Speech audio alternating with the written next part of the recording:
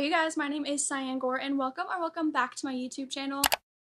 As some of you may know, I'm in the middle of a lot of series. I don't know how this happens. I think one of the main reasons is because I typically feel like you guys don't care about series if it's like a series that you haven't read before. So in my videos, I try to read as many standalones or just like the first book in a series for a lot of my videos, which often leads to some really good series kind of being put on the back burner. So I'm going to try and finish off some series. This is just gonna be part one because I hope to do more of these kinds of videos in the future because I have too many series. That's like my #1 goal this year, is to get through most of the series I'm in the middle of. So we're starting off strong, and we're starting off with actually a dark romance, and that is The Stars Are on Our Side by Jennifer Hartman. This is part of a series. The first one is Still Beating. I'm not exactly sure the series name, but the first one is Still Beating. In that one, we are following a girl who she gets kidnapped along with her sister's fiance by a serial killer called the Matchmaker, and his goal is to make the couple that he kidnaps fall in love. So he always kidnaps people who aren't already together, and a lot happens in that book. It is such a beautifully written romance. I absolutely love that book. It's definitely a 5 stars. And in this book,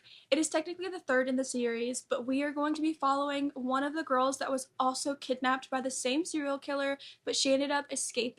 And it's years later. A lot has happened to her because we have heard of her and her story in the other book, but I'm excited to get into it. I'm excited to learn more about her because I feel like her story is definitely going to be a lot more complex. So we will see what happens. Like I said, I'm excited to get into it. So let's do it.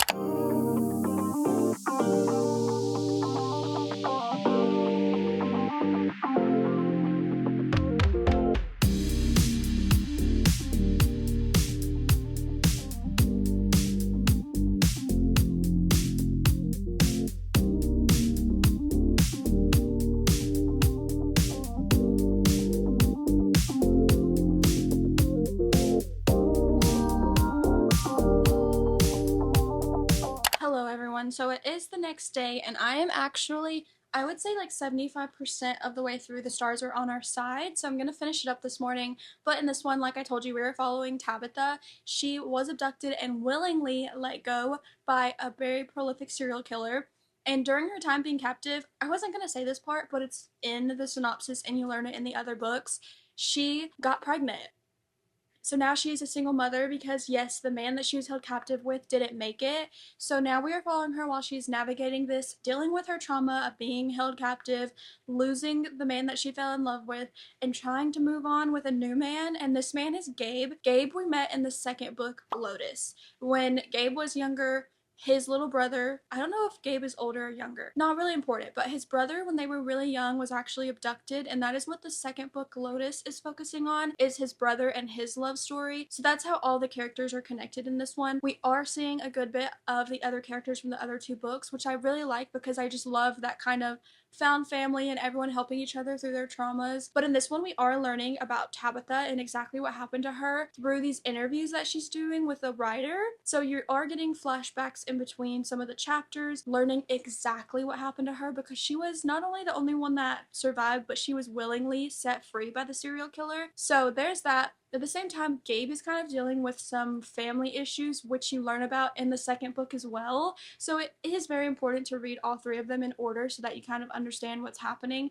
But this one I'm really enjoying. I will just say though, I kind of don't care for Gabe's story. I know that might sound awful, but I feel like I just want to keep reading Tabitha's chapters because Gabe has like this little side plot that's going on in his life, and I could care less. It's kind of like true crimey in a way, if that makes sense, or like a little bit of a mystery, and I don't care. So there's that. But besides that, I'm really loving it. Again, her writing is just so easy and beautiful, and I love how she has such complex characters navigating their way through life and love, and it's beautiful. So I'm gonna keep reading, finish this up today, and I'll give you my final ratings. I can already tell you though, it's not gonna be as great as Still Beating. Surprisingly, I feel like series, typically the first one is a little bit of a dud and then it gets better, but in this case I can already tell you that the first one is the best one, and it's kind of going downhill, but not a lot, okay? It's still really good, it's just not as good.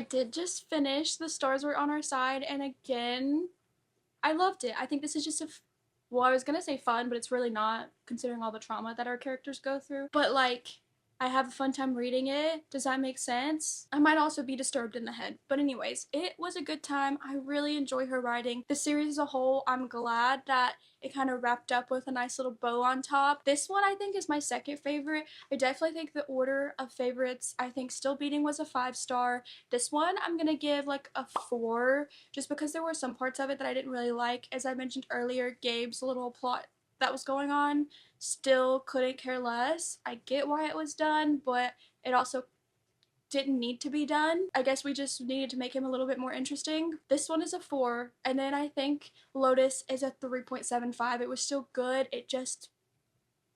It wasn't one of my favorites out of the whole series, but still, I have officially finished one series, marked it off my list, and it's with a book that I do highly recommend. I think all of them were great and beautiful, and if you want something that's a lot more emotional than other reads, I would say definitely give it a try. Don't be too scared about the dark side of things, because yes, they were held captive, and there are some pretty dark topics in there, but I don't think, for me personally, of course, it was very triggering or anything. It's definitely not dark as in like Haunting and Hunting Adeline dark. That's why I feel like sometimes dark romance needs more subgenres, because I don't even know how to describe it to you, but that is this one.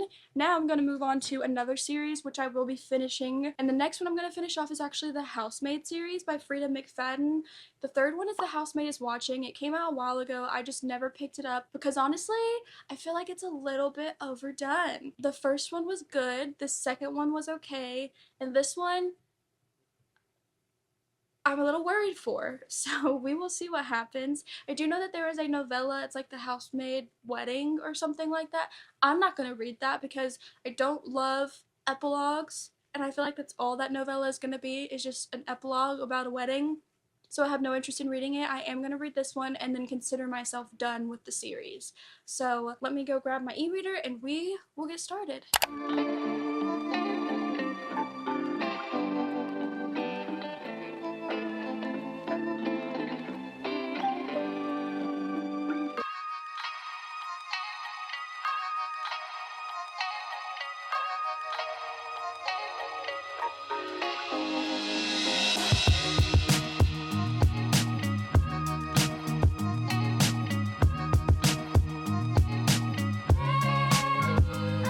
Have officially made it 50% of the way through The Housemaid is Watching. So if you know anything about this series, in the very first one we meet Millie. Millie is a housemaid. Throughout the series is known to help women who are in abusive relationships, and along the way she also meets a guy named Enzo who ends up helping her out with this. So that's what we're seeing throughout the other two books. That can kind of be a spoiler, but really it's not. I also feel like most of us have probably read the first book in the series so far, so it's not that big of a deal, but I apologize if you see that as a spoiler. It's really hard to know what you can and can't say, but moving forward, now we are in the third book. Millie is grown up. Her and Enzo are together. They have a family of their own. They move into like a rich upscale neighborhood themselves. However, they can like barely afford it, but they move into this rich neighborhood and their neighbors all seem a little odd. You have one neighbor who is like the prissy, very rich, has no kids, and literally hits on Enzo in front of Millie and her own husband, which is very odd. And then you have another neighbor who has a kid around the same age as Millie's son, and that neighbor is honestly kind of like a hypochondriac in a way. She is very intense on watching her child, making sure nothing happens to him, and just keeps him kind of on a tight leash. So that's what we're following along with. I have no idea where the story is going to go, who is going to be doing something bad, is anything going to happen, like is there going to be a murder? I really don't know. I don't know. I just feel a little bit bored. I think maybe, like I said earlier, it's just overdone.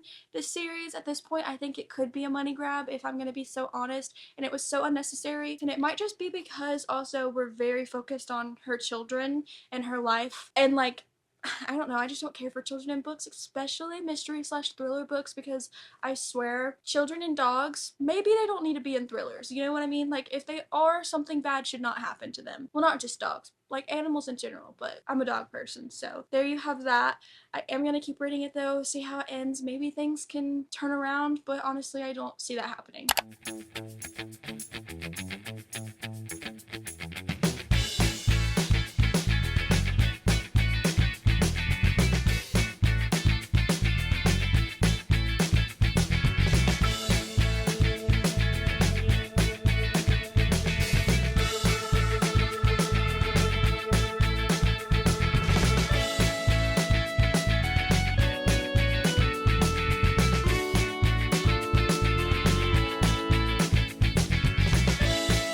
Okay, I have officially finished The Housemaid is Watching by Freida McFadden. And again, I just have to say, I think this is overdone. It is a typical Freida writing style where it's very easy to follow. I would say it's gripping, but honestly in this one I got bored a lot more than I typically do in her books. And even though I like her writing style, I think it's just this topic is not interesting anymore. I'm over it. I don't care what happens to them and it just needs to be done with. So with that being said, it wasn't terrible. It definitely did have a good-ish plot twist. The only thing I don't really like is that this book kind of made me not like Enzo or Millie, and I really liked them in the other two books, but this one took a completely different turn. It wasn't your typical domestic violence case, which I know people probably wanted something different. That would have been very repetitive, but I think that avenue would have been more interesting than the one that this one went. I don't know. I just kind of hated Millie and Enzo, and I think they were pretty terrible parents. But with that being said, number one, it's a book. Number two, I'm not a parent, so I can't say I would be better. Anyways, yeah, it's just a 3, not my favorite. Definitely glad that that series is over with, which seems a little bit harsh, but it is what it is. It's still not terrible, you know? It's just, like I've said a million times, done. Moving forward, I am now going to start a fantasy series. Well, not start, obviously. It's a series I'm in the middle of. This one is not complete yet. I don't even know how many books she plans on putting in this. And you can probably tell what it's going to be by the thumbnail, but that is Iron Flame. I read Fourth Wing a while ago when it first came out. I liked it. It was a 4-star, but I honestly started this one. I'm like 94 pages into it and I put it down because I was getting bored, and also at the time that I read those 94 pages, it was when this was literally first released. I kept hearing terrible reviews about it. So it put me off of it, but now I'm back. I want to get into it, especially because Onyx Storm literally was just released. I want to see what happens, get on the train again of all the hype that it's getting. I'm not even going to tell you what the first book is about because I feel like everyone already knows what it's about. And while I do remember like the plot twist that was revealed at the end of the first one, I feel like I need to watch someone else wrap it up before I go into this one. So that's what I'm going to do. I'm going to quickly watch a little video of someone summarizing the first book and then I'll hop back into this one. Even though I'm 94 pages in, I'm not starting over. I'm just going to go with the flow and hopefully I can catch up and like remember what's going on in those first 94 pages. But we will see. It's not a game, it's a rich thing.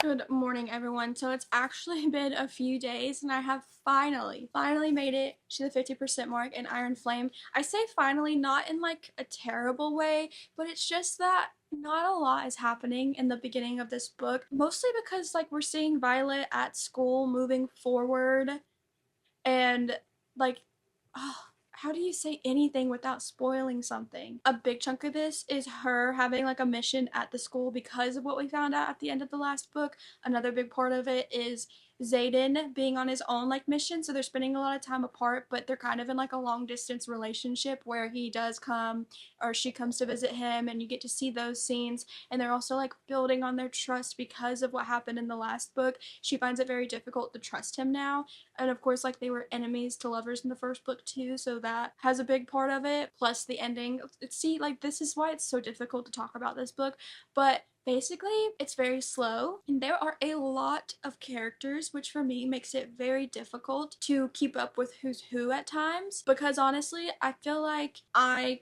find it hard to really build a connection when there are so many different side characters. There's like a couple in here that they're very important, so I like them a lot more, and I do know who they are, and I can focus on them and understand who they are when they come into the picture. But then there's some where it's just like, do I care about these characters? It's a little rough to get through the beginning of it. I have heard that it has a crazy ending. I'm excited to get to it. But it is a Sunday, so my goal is for today to completely finish this book off finally. Hopefully. I didn't realize how big this thing was, because it really, like, I don't know, to me that doesn't scream 600 pages. But yeah, it's a 600-page book, and I'm tired of holding it and looking at the very tiny font, so I am going to be reading it on my books. Let's get to it. Let's finish it up.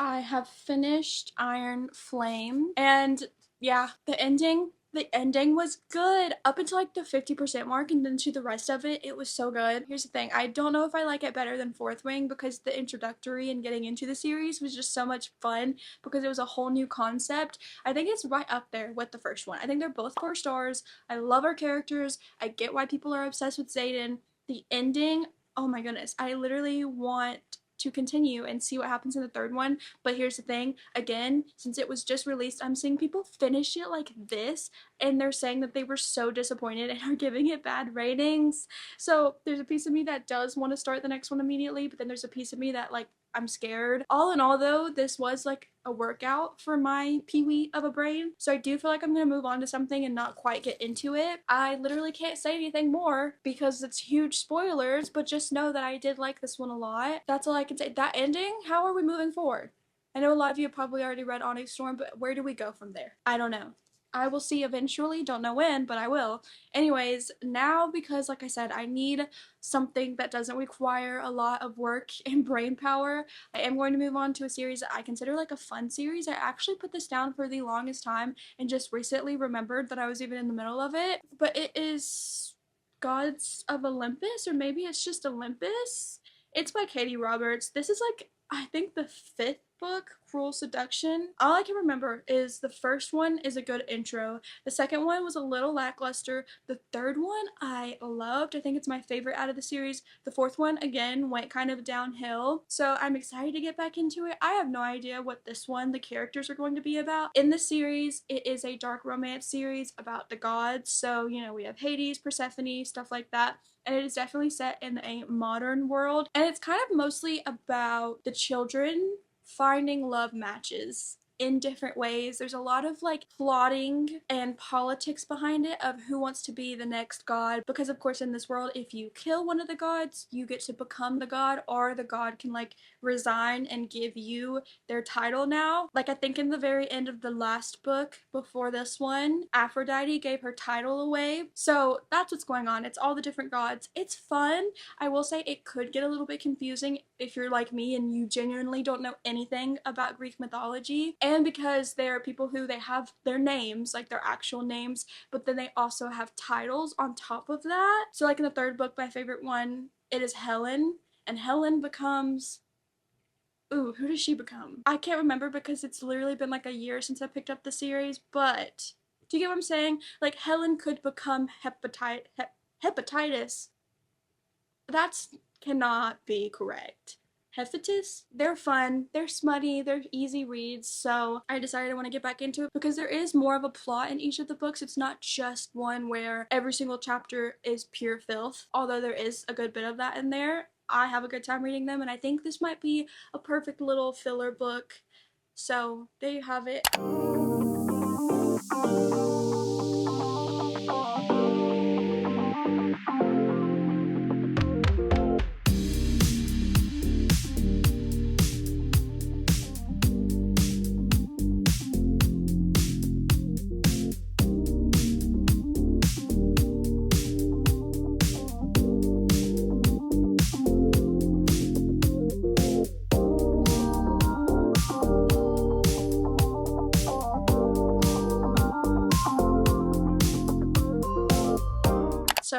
50% of the way through Cruel Seduction, and this one, we are following 4 different characters, so it might be a little confusing at first. So first off, our 2 main characters are Aphrodite, and I need to look at how to say this.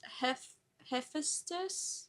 Hephaestus. Aphrodite is in charge of making love matches and marriages. She ends up aligning herself with Heph Hephaestus. And so they are married, but they don't really like each other. The reason why is because she was given her title. She's been born into the royal families and everything like that. He actually ended up killing someone in order to take that title from them. And so they kind of really don't like each other. She is suspicious of him and his intentions within the 13.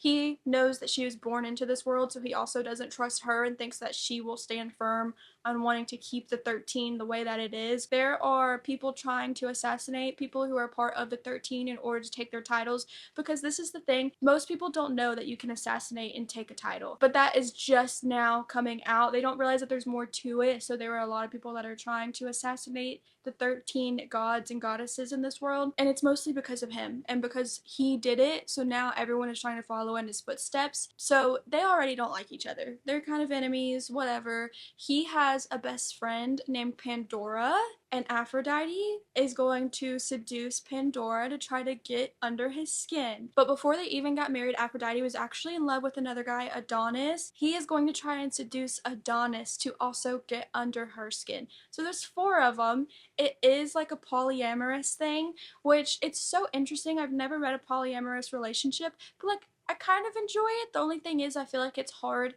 in this short amount of time to build emotional connections. Right now it's definitely just lust that's going on, but like it's a fun twist. In the 3rd book in the series, it's a wide shoes, so it's 2 males and 1 female, and this just like adds another person to the mix, and it's interesting. I don't know anything about polyamorous relationships. It's not my thing, but like it's fun to read about. I'll give her that. I'll give her that. It's fun to read about. And it's definitely smutty because you have her and one guy, and then her with another guy, and then you have her, and then you have him and him. So there's a lot of smut scenes going on, you know? That probably wasn't the best way to describe it, but that's what's happening in here. I will say the plot is interesting, but like I said, I wish there was more of an emotional connection, but we will see what happens. I'm just gonna keep reading it now and finish it up hopefully today.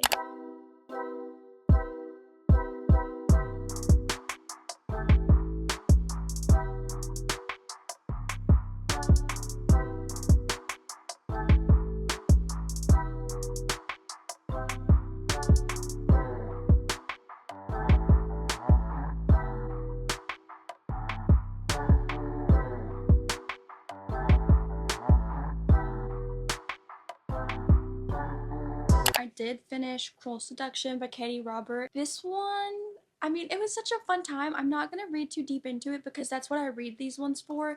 They are just ridiculously out there. They're cringy at moments. They're definitely more of a smutty book, but I enjoy them so much. And I really like how throughout the series she does different types of relationships. Like I said, it's not just always a straight female male romance. One of them, it was 2 men and 1 woman, and in this one, it's 2 women and 2 men. Towards the end, you can feel more of an emotional connection, but I'm still not wholly convinced. They definitely are together first and foremost because of their sexual attraction, but still, like I said, it's not too deep. It is just such a fun ride, and I enjoy these books because there is a little bit more of a plot. The plot to smut ratio is not very well balanced. It's definitely more smut than it is plot, but at least the plot is still there. You know what I mean? So for this one, I think I'm gonna give it a 3.5. It's definitely not my favorite out of the series, but I still had such a fun time with it, and it was interesting. So that's that. I have been going at this for way too long now, though. So those are all the books that I'm going to be reading in this video. Like I said, this is part 1 of me finishing series I'm in the middle of. I still have so many other series, obviously, so I'm definitely going to be filming some more of these in the future, but that is all that I have time for today. I hope that you guys enjoyed this video. Let me know your thoughts and opinions if you have read any of these books, any recommendations if you have any. But that is it from me. I hope you all have a great reading week and just a great week in general, and I will see you guys in my next video. Bye!